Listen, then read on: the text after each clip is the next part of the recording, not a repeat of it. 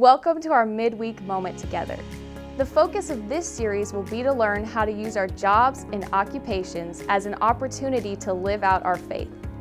Over the next several weeks, we're going to sit down with some of our own church members who had a discussion with Pastor Stephen. We're going to learn from their personal experiences how they lived out their faith and made their work matter.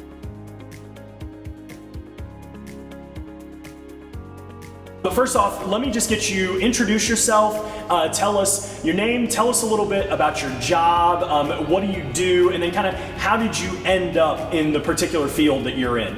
So my name is Melody Badu, and my title is Senior Research Scientist. What I do is data analysis. So I help basic scientific researchers with analysis of high throughput sequence data. So let me ask you this about your job, because I think that, it's easy for me to sit here and say, well, my faith influences my work because I'm a pastor. It's everything that I do revolves around my faith at work. I'm constantly with kids here at our school, with kids at the church, different things like that. I teach chapel during the week, obviously teaching on Sunday mornings. And so it's very easy for me to think about, living out my faith at my job or in my work.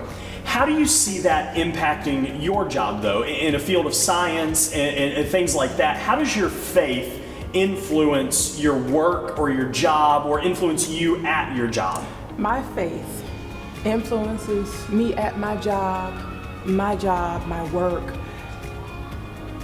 Knowing who God is, knowing He's in control, knowing He's omnipotent.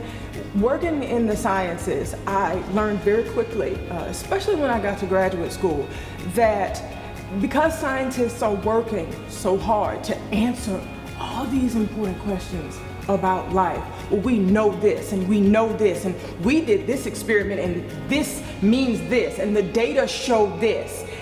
And incredibly smart people, very, very intelligent. But because I know God, because I'm in this journey with Him, I know that there's so much I just don't know. I don't have to know it all. He knows it. And there are times in my work, even now, where I am presented with a problem that I need to solve, and it's incredibly challenging and incredibly humbling. And it's because I know God and because I can invite Him into my space at work or at home if I'm working remotely and say, God, I don't know what I'm doing right now, but I know you know the answer. I have somebody who I'm trying to help and they're depending on me to solve this problem. I don't quite get it, but I know you know. And every time, my boss thinks I'm the best thing since sliced bread. He does. And I say to him, but for God's grace, thank God. Yes, thank God I figured this out. Yes, thank God, here is a solution to that. So my faith is incredible. It has an incredible impact on the work I do, especially when you talk about being surrounded by, a bunch of smart people who know everything. Right. It's such a cool statement that you made of the dependence on God in those situations, anytime, anywhere, in those different things, and then being quick to give glory back to Him. Because a lot of times I think what happens to us is we fall into the trap of, I did this schooling, like you said, I worked for everything that I've had and I've done these things and these are my accomplishments, right, and I want the credit and the glory for it or things like that. And it's very true in our lives that we work really hard for things, and there are things that it's late night studying, doing different things and working to get to the position you're in now, but having humility in that to say, but for God, who knows where I would be. How did you begin to see your job as an opportunity of bringing other people to church with you? Very similarly, kind of what I was just sharing about how giving God the glory. I don't only give God the glory when I go to my boss and say, okay, here's a solution. When I'm talking with friends, how are you doing today? I'm doing better now. Let me tell you why. So just sharing those small victories that I have in whatever problems that I'm solving at work with my coworkers or peers or colleagues or whatever. So I try not to shy away from giving God that glory in front of them and using that as kind of like opening a door to say, to let people know, well, you know, yes, I'm a Christian, and, you know, I believe in God, and as, you know, my creator, and I know who I am in him, and it's important to me, and I'm not ashamed of that. Let me ask you a question about that. As you start those conversations, and I guess probably especially, like I said, this is something that you've been faithful in doing for a while now, but when you first started having those conversations with people, were you nervous? Were you a little apprehensive about taking that step of faith? And if you were, how did you kind of overcome that? Or is it something that's always just been natural for you? I was nervous. I was. One of the people who I invited to church before COVID lockdown was a gentleman whom was a co-worker of mine, and we got to talking because I'm from North Louisiana. I'm not a native New Orleanian.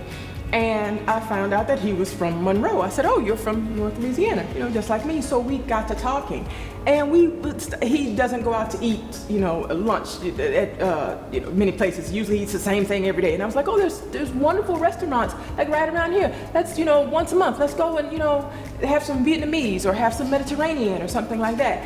And we went to lunch and he was just talking about, you know, how he misses his church and his family. I said, "Well, there's some great churches, you know, around here." And he lives in Metairie. I said, "You know, in Metairie there's like," I said, "Wait a minute. You have a car?" I said, "Why don't you come to Calvary, you know, this Sunday with us?" So it was easy because he and I had something in common.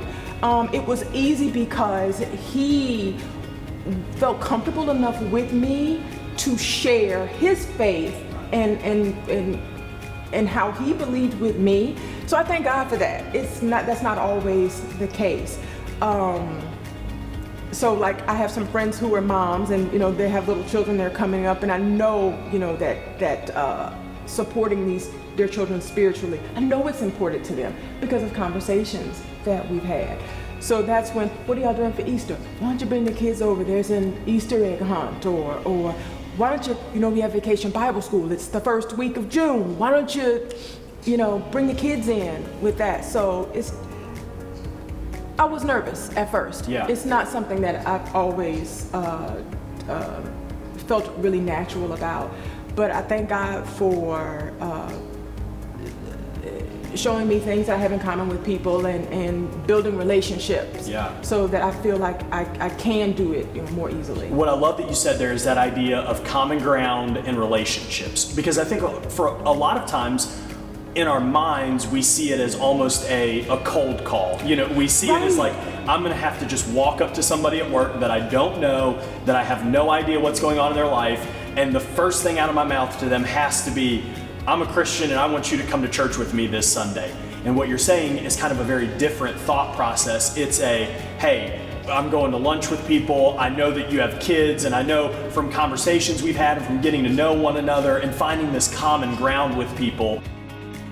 For anyone who's watching, for our congregation here at church, or people who may be watching online with us, what is something that you would say to encourage other people to begin to take the step of saying, "Okay, I'm going to begin in my life to live out letting my faith influence my work," and then taking even that next step of saying, "I'm going to begin to use my work as a place where I can invite other people to church, or I can share with others about my faith"? I would, 3 things I would say. One of the easiest things that I do is give God that glory in public, just like we do here on Sunday mornings or on Wednesdays, or just like you do maybe in your private home or with your circle of friends. You can give God glory at work too. And if you know you're met with a challenge, or if the sun is shining outside, you can give him glory for that. So I would say not to be shy about giving God glory. That doesn't take a lot of effort. Number 2, like you said, one thing that I mentioned, whatever common ground you might have with people, work that, use it, explore it, and build relationships. One of the things that's so cool that's come out of COVID, I think that having been apart from our peers, those people we work with every day, and you're like, "Well, I miss her," or "I miss, standing by the coffee machine with so-and-so this morning, we realized that there were like these hidden relationships that were there all the time that we never explored, we, kind of took for granted. And people are looking for that That's more right, now. they They're are. looking for that, oh, please stand here and have a conversation That's with right. me for a few moments. That's right. Yes. So give God that glory. Don't be shy about it. He's brought me from a mighty long way, and one thing I'm not shy about anymore is giving him glory. And what do we have in common with people? And use that, build relationships, and watch God work.